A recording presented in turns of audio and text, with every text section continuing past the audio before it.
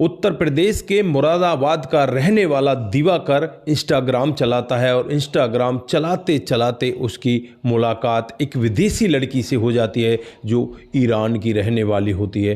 देखने में वो लड़की बहुत ही ज़्यादा खूबसूरत होती है और फिर इनकी बातें इतनी आगे बढ़ने लगती हैं, ये दोनों एक दूसरे से प्यार करने लगते हैं। लड़की इससे कहती है कि अगर तुम मुझे पाना चाहते हो तो तुम्हें ईरान आना पड़ेगा। दोस्तों, जैसे ही ये लड़का ईरान पहुंचता है वहां जाकर युद्ध स्टार्ट हो जाता है और उसके बाद जो होता है कभी किसी ने कल्पना भी नहीं की थी। किस तरह से ये लड़का उत्तर प्रदेश का ईरान पहुंचता है और वहां इसके साथ में क्या होता है, अगर आप भी पूरी कहानी को डिटेल से सुनोगे तो एक बार आप भी सोचने के लिए मजबूर हो जाओगे। आइए जानते हैं पूरा मामला क्या था। नमस्कार, जय हिंद। आप देख रहे हैं APH न्यूज राहुल रावत के साथ। दोस्तों, आज की जो हकीकत की घटना आप लोगों को बताने जा रहा हूं, ये उत्तर प्रदेश के मुरादाबाद की हकीकत की घटना है। यहां पर दिवाकर नाम का एक लड़का जो साल 2021 में इंस्टाग्राम चलाता है और इंस्टाग्राम चलाते चलाते उसकी मुलाकात एक ईरानी लड़की से हो जाती है जिसका नाम फायजा होता है। दोस्तों, फायजा पेशे से एक टीचर होती है और देखने में वो बेहद ही खूबसूरत होती है। यहाँ पर इन दोनों का जो प्यार प्रसंग है वो इस तरह से आगे बढ़ता है, दोनों एक दूसरे को चाहने लगते हैं, दोनों एक दूसरे के लिए व्याकुल होने लगते हैं। फिर एक दिन यहाँ पर जो फायजा है वो दिवाकर से कहती है कि अगर तुम मुझे पाना चाहते हो तो तुम मेरे देश में आ जाओ। दोस्तों, ये सब बातें दिवाकर अपनी माँ को भी बताता है और माँ से कहता है कि माँ, इस तरह से मैं एक लड़की से प्यार करता हूँ। फिर यहाँ पर माँ अपने बेटे की मदद करती है, उसका वीज़ा लगवाती है, उसका पासपोर्ट बनवाती है और फिर यहाँ साल 2023 में यानी 2 साल के बाद जो दिवाकर होता है नई दिल्ली जो एयरपोर्ट है वहाँ से सीधे तेहरान पहुंच जाता है जो ईरान की राजधानी होती है। वहां पर एयरपोर्ट लैंड करता है। जो लड़की होती है फायजा, वो पहले से ही उसका वहां पर इंतज़ार कर रही थी। आज जो फ्लाइट है वो 2 घंटे की देरी से चल रही थी और वहां पर वो कर्मचारियों से बार बार पूछ रही थी कि इंडिया से आने वाली फ़्लाइट कितनी देर में आ जाएगी। जब यहाँ पर फ्लाइट लैंड करती है, दिवाकर उससे उतरता है तो उसकी जो चेकिंग वगैरह होती है वहीं पर एक चेकिंग स्टाफ होता है, उससे कहने लगता है कि तुम्हारा इंतजार एक लड़की बड़ी अच्छे तरीके से कर रही है, काफ़ी देर से वो तुम्हारे ही निगाहों को देख रही है, तुम्हारी राह देख रही है, तुम उससे जाकर जल्दी से मिल लो। दोस्तों, जैसे ही एयरपोर्ट पर दिवाकर उस लड़की फायजा को देखता है तो बस वो दिखता ही रह जाता है। चांद का सा टुकड़ा वो लड़की थी, बहुत ही सुंदर, लेकिन दिवाकर की यहाँ पर दाढ़ी बड़ी हुई थी और वो देखने में लग रहा था कि इन दोनों का तो कोई मैच ही नहीं है। लेकिन यहाँ पर जैसे ही दिवाकर फायजा के पास पहुँचता है तो फायजा वहाँ पर कोई भी आर्गूमेंट नहीं करती और उसे एक फूलों का बुक्का दे देती है। इधर जो दिवाकर होता है वो अपने मन में पहले ही ठान कर आया था कि मैं इसको तब छूऊंगा जब इसके साथ में कुछ अपनी भारतीय परंपराओं को निभा लूँगा।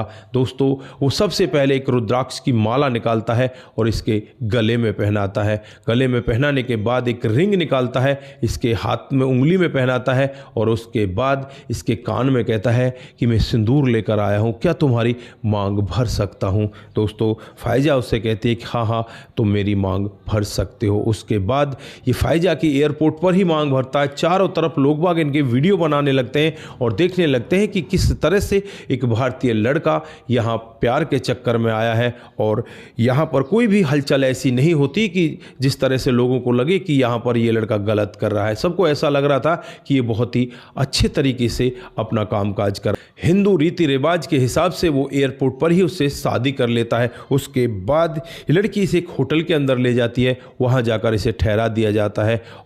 उसके बाद जो फायजा होती है उसके माता पिता, भैया भाभी, चाचा ताई ताया, मामा फूफी सभी के सभी होटल में पहुंच जाते हैं और होटल में जाने के बाद जब इस लड़के दिवाकर को देखते हैं तो ये फायजा से कहने लगते हैं कि यार तुमने ठीक नहीं किया, तुमने ऐसे लड़के को चुना जो दाढ़ी भी बनाकर नहीं आया। उसे पता है कि मैं शादी करने के लिए जा रहा हूँ फिर भी दाढ़ी बनाकर नहीं आया। दोस्तों, उसके बाद फायजा अपने घर वालों के साथ घर चली जाती है, लेकिन वहाँ फ़ोन पर अब दिवाकर से बहुत अलग कहने लगती है कि तुमने तो मेरी नाक कटवा दी, तुमने इस तरह से मेरे साथ में गलत किया, तुम्हें दाढ़ी बनाकर आना चाहिए था, तुम्हें अच्छे कपड़े पहनकर आना चाहिए। बहुत सारी बातें वो यहाँ पर उससे कहती है, लेकिन यहाँ पर जो दिवाकर है वो कुछ कह ही नहीं पाता। कुछ उसने रस्म थी, कुछ ऐसी मन्नत मांग रखी थी कि शादी होने के बाद ही वो दाढ़ी कटवाएगा, लेकिन यहाँ पर फाइजा इन सब बातों से अनजान थी। उसे नहीं पता था कि ये ऐसा कुछ मामला है। दोस्तों, अब यहाँ पर जो फाइजा है वो अपने घर पर रहने लगती है और ये लड़का यहीं पर होटल में होता है। तब भी एक होटल का कर्मचारी उससे कहने लगता है कि भाई आप भारतीय हो और परेशान किस तरह से हो। तो वो पूरा वाक्य बताता है कि मैं इस तरह से परेशान हूँ और यहाँ पर मैं जिस लड़की के लिए आया हूँ वो मेरे से ऐसा ऐसा कह रही है। फिर यहाँ पर वो लड़का कहता है कि मैंने भी प्यार किया है, तुम थोड़ा सा इंतज़ार करो, सब कुछ ठीक हो जाएगा। अगर वो लड़की तुमसे प्यार करती है तो तुम्हें किसी भी हालत में छोड़ेगी नहीं।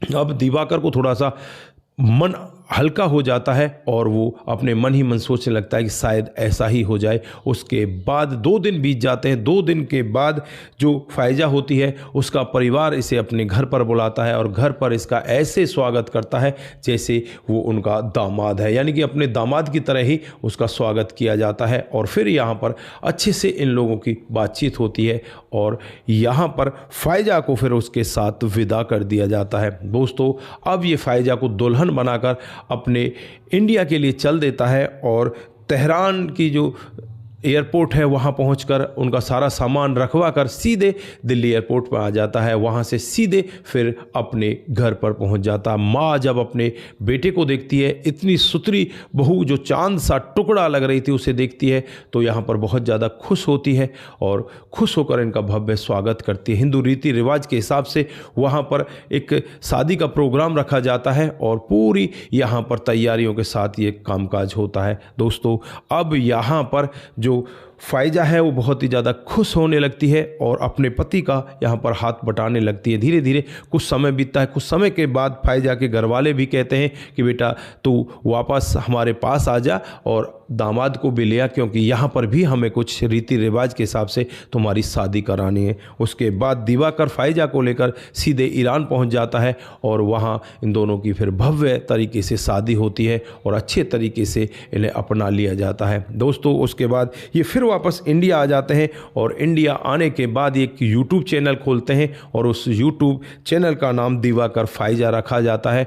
उस पर ब्लॉग वगैरह ये डालते हैं अपने जीवन के बारे में, जो भी इनकी समस्याएं हुई थी जीवन में, जो जो कठिनाई हुई थी, किस तरह से इनका प्यार हुआ था, वो सारी डिटेल वहाँ पर इन्होंने डाल रखी है। दोस्तों, उसके बाद धीरे धीरे कुछ और समय बीतता है। कुछ और समय बीतने के बाद अब इनको लगने लगता है कि यार पैसे तो कमाने चाहिए, अब पैसे किस तरह से कमाए जाएं। फिर यहाँ पर एक श्री राम कैफ़े खोला जाता है जिसमें ईरानी चाय वगैरह सब कुछ यहाँ पर मिलता है और वो भी यहाँ पर बहुत अच्छे से चलने लगता है। लेकिन यहाँ पर फाइजा कुछ बीमार होने लगती है, उसकी तबीयत ख़राब होने लगती है क्योंकि उसे भारत का जो मौसम है वो सूट ही नहीं हो रहा था। वो जहाँ पर रहती थी वो बहुत ही अच्छा शहर होता है, उस शहर का नाम हेमाडॉन होता है और वहाँ ज़्यादातर बर्फ़ पड़ा करती, ना धूल ना मिट्टी, बिल्कुल साफ़ सुथरा शहर। लेकिन यहाँ पर धूल मिट्टी पॉल्यूशन बहुत कुछ होता है क्योंकि उत्तर प्रदेश के मुरादाबाद में ये रहा करते हैं। अब यहाँ पर एक दिन फाइजा अपने पति दिवाकर से कहने लगती है कि अब हमें वापस ईरान ही चलना चाहिए। दोस्तों, साल 2025 का वाक्य होता है। अब ये दोनों के दोनों तैयार हो जाते हैं क्योंकि जो दिवाकर है वो फाइजा से बहुत प्यार करता है और वो नहीं चाहता कि फाइजा यहाँ पर बीमार हो जाए या उसकी किसी वजह से तबीयत खराब हो जाए। फिर ये दोनों के दोनों यहाँ से सीधे नई दिल्ली एयरपोर्ट जाते हैं और एयरपोर्ट से सीधे ईरान के लिए अपनी फ़्लाइट में बैठ जाते हैं। और जैसे ही वो ईरान में पहुँचते हैं तो वहाँ पर जो इसके पापा होते हैं वो भव्य इनका स्वागत करते हैं, माँ स्वागत करती है, भैया बहन सभी लोग स्वागत करते हैं। वो यहाँ ऐसा नहीं करते कि तुम लोग अपनी मर्जी से शादी करके गए थे और हमारे पास आने की तुम्हें ज़रूरत नहीं है। वो लोग इनका भव्य स्वागत करते हैं और फिर वहीं पर ये लोग रहने लगते हैं।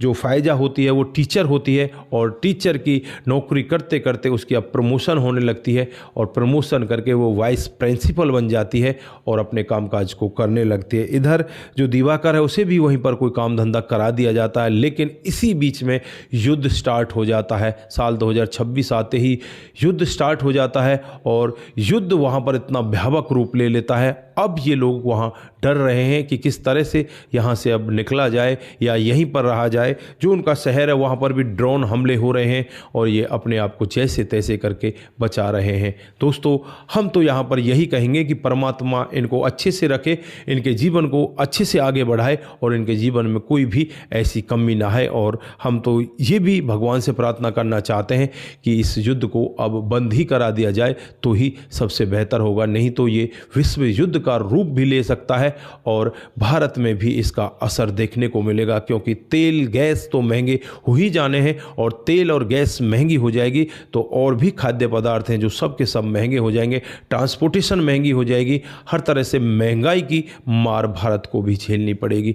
तो दोस्तों, आप लोग यहाँ पर क्या कहना चाहते हैं, क्या कहना चाहते हैं इन दोनों के प्यार के बारे में और क्या कहना चाहते हैं इस युद्ध के बारे में? आपकी जो भी राय है एक बार कमेंट बॉक्स में ज़रूर दीजिएगा। आज के लिए बस इतना ही, फिर मिलते हैं किसी नए मोड के साथ। तब तक के लिए आप अपना ख्याल रखें, परिवार का ख्याल रखें, सतर्क रहें, सावधान रहें। दोस्तों, जिन साथियों ने हमारे पिछले वीडियोज़ पर कमेंट किए थे उनका नाम हम यहाँ पर बारी बारी से लेने वाले हैं। दोस्तों, जो सबसे पहला कमेंट आता है वो रघु रावत का आता है। वो लिखते हैं कि आपकी कहानी बहुत ही बेहतर होती हैं, बहुत बहुत धन्यवाद। और उसके बाद में जो कमेंट आता है विजय पाल जी का आता है। वो लिखते हैं कि आपकी कहानी बहुत ही सुंदर है, आपका बहुत बहुत धन्यवाद विजय पाल जी। और उसके बाद में जो कमेंट आता है वो शंकर स्वामी जी का आता है। वो लिखते हैं कि आपकी कहानी बहुत ही बेहतर होती है, बहुत बहुत धन्यवाद। दिग्विजय सिंह, नथिंग टू से राहुल जी, बहुत बहुत धन्यवाद। कुमार केसी जी, जय श्री राम, जय शंभू, जय श्री राम, जय शंभू।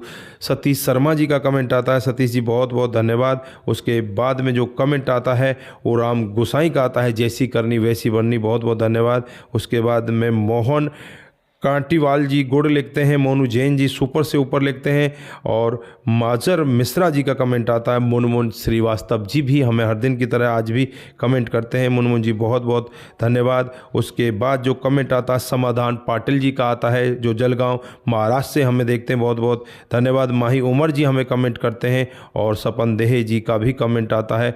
विंदिनी मेहर जी भी हमें कमेंट करती हैं, बहुत बहुत धन्यवाद। उसके बाद में चित्रलाल जरवाल जी का कमेंट आता है और दिग्विजय सिंह जी कमेंट करते हैं। किरण लाला रस्तोगी जी का भी कमेंट आता है। ये लिखती हैं कि प्लीज़ मेरे रुपए 11 लाख पोस्ट मास्टर ने फ्रॉड कर निकाल लिए हैं, जो भी रुपए दिलाएगा उसे 1 लाख रुपए दूंगी प्लीज़। देखो, ऐसा नहीं होता कि आप किसी से ऐसे लोगों से मदद मांगो जो आपके साथ में और भी ठगी कर दें। आप ऐसा काम मत करिए। आप अपने नज़दीकी पुलिस स्टेशन में जाइए, वहाँ जाकर पुलिस को ये खबर दीजिए, पुलिस ही आपके पैसे निकलवा देगी। आपको किसी को पैसे देने की ज़रूरत नहीं है। आप पुलिस स्टेशन में जाइए, वहाँ जाकर अपने जो रिपोर्ट है उसे दर्ज करवाइए और आपके पैसे ज़रूर निकल जाएंगे। उसके बाद संतोष कुमार जी हमें कमेंट करते हैं, बहुत बहुत धन्यवाद। भूपेंद्र कुमार जी का भी कमेंट आता है, भूपेंद्र जी बहुत बहुत धन्यवाद। उसके बाद में जो कमेंट आता है राजू रस्तोगी का कमेंट आता है और शंकर स्वामी जी, मोहन कटिवाल जी और उसके बाद में राजा जी कमेंट करते हैं। आप सभी का दिल की गहराई से बहुत बहुत धन्यवाद। दोस्तों, इसी तरह से सभी लोग आप हमारे साथ में बने रहें, इसी तरह से अपने कमेंट हमारे साथ में साझा करते रहें। सतर्क रहें, सावधान रहें, रिश्तों की अहमियत को ज़रूर समझें। नमस्कार, जय हिंद, जय भारत।